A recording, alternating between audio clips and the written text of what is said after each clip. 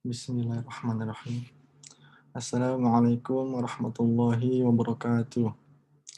Saya akan mempresentasikan jurnal internasional yang berjudul An Analysis of Consumer Interest Level Data for Online Health Information in the Early Stage of the COVID-19 Pandemic dengan penulis David C. Wild, Institution, Department of Management and Business Administration, Southeastern Louisiana University, Hammond, Louisiana.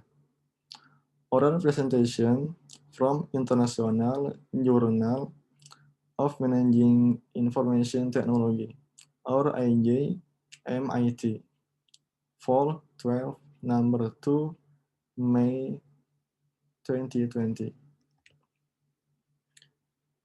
Presentasi ini untuk memenuhi dari tugas Manajemen Information Technology Class of Magister Information Technology in Raharja University.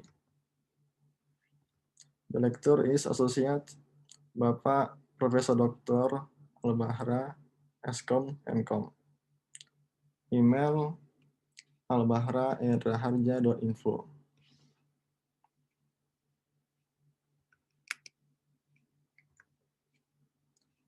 Kenalkan, ini tim kami. Nama saya Ari Rogusti dari Universitas Raharja, Angkatan 13.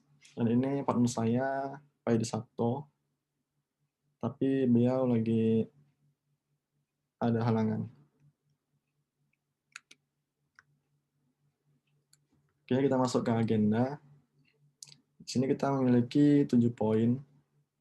Poin yang pertama yaitu abstract, yang kedua introduction, yang ketiga aim or goals of the research, yang keempat method, yang kelima itu result and discussion, yang keenam summary, yang ketujuh comment of the journal.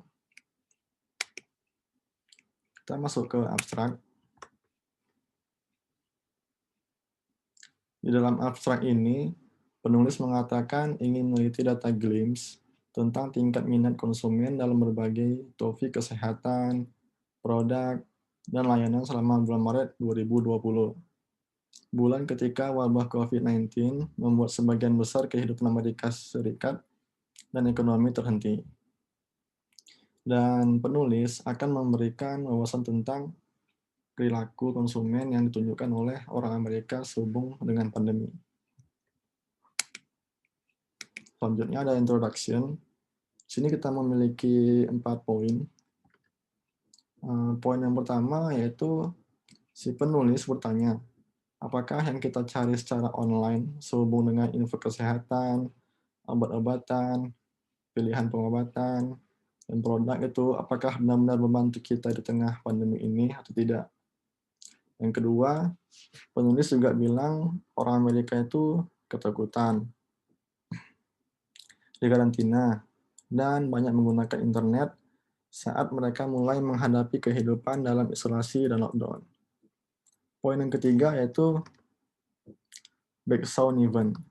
Background event itu seperti kita sedang menghadapi peristiwa langka yang berdampak besar, sulit diprediksi dan di luar perkiraan biasanya. Untuk poin yang keempat, penulis juga akan memeriksa web yang terkini selama bulan Maret 2020.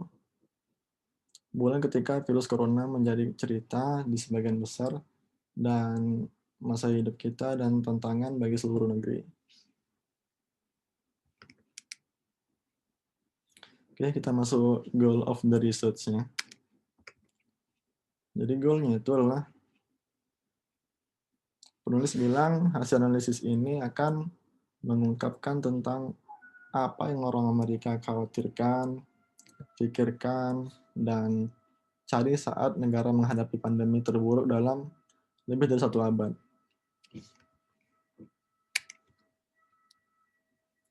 Oke, kita langsung masuk ke metode.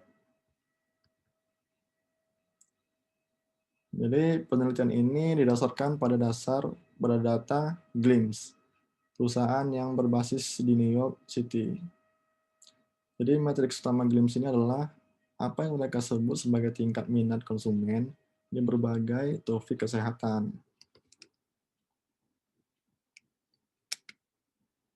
Kita masuk ke results and discussion. Jadi penulis membuat dua kategori. Kategori yang pertama yaitu tingkat minat konsumen pada topik yang mungkin bermanfaat dalam memerangi virus corona. Jadi penulis akan memeriksa di 3 area tertentu saja. Yang pertama yaitu ada telemedis, yang kedua PPE atau alat pelindung diri, yang ketiga yaitu perlengkapan rumah tangga. Untuk kategori yang kedua, tingkat minat konsumen pada topik yang netral atau berpotensi berbahaya dalam memerangi virus corona. Ini seperti informasi yang salah sehubung dengan suplemen dan obat-obatan. Kita masuk kategori yang pertama. Di sini ada telemedis. Telemedis atau konsultasi online kesehatan sebagai praktik pengguna teknologi untuk memberikan pelayanan kesehatan secara jarak jauh. Jadi seorang dokter di satu tempat menggunakan teknologi komunikasi untuk melayani pasien yang berada di tempat lain. Kenapa tingkat minatnya tinggi? Karena guna menghindari penularan virus corona COVID-19. Jadi masyarakat dianjurkan untuk tidak datang ke rumah sakit untuk memeriksa diri. Oleh karena itu, pemerintah menganjurkan untuk menggunakan layanan telemedis sebagai solusinya. Masyarakat dapat berkonsultasi dengan dokter dan membeli obat secara daring dari rumah. Selanjutnya itu ada TIFIX Suite. Ini bagian dari APD tadi.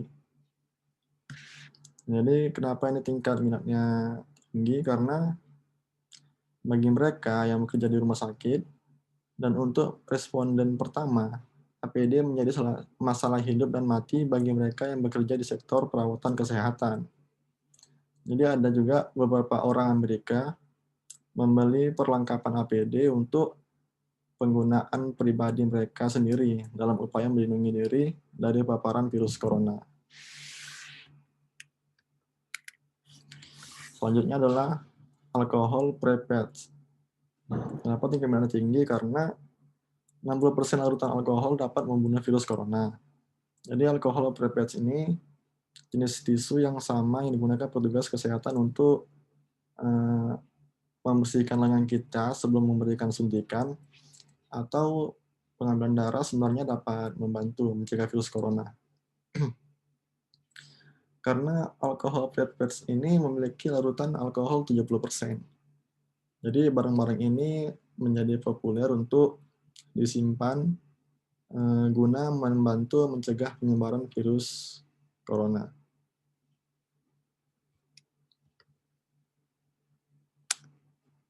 Selanjutnya ada laundry sanitizer. Ini tingkat minat tinggi karena bisa jadi kan di pakaian kita ada virus. Maka salah satu cara untuk membunuh virus tersebut dengan mencuci pakaian. Orang Amerika menunjukkan peningkatan yang dramatis. Lebih dari 10 kali lipat dalam minat mereka secara online untuk mempelajari tentang pembersih cucian dan cara menggunakannya untuk melawan penyebaran virus.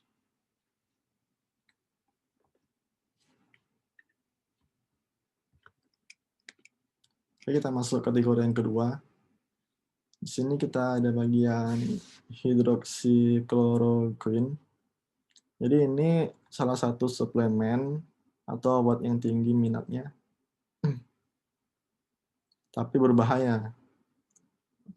Obat anti malaria yang sudah lama ada yang secara kontroversial mungkin ya, atau mungkin tidak, terbukti memiliki beberapa kemanjuran dalam mengobati infeksi COVID-19.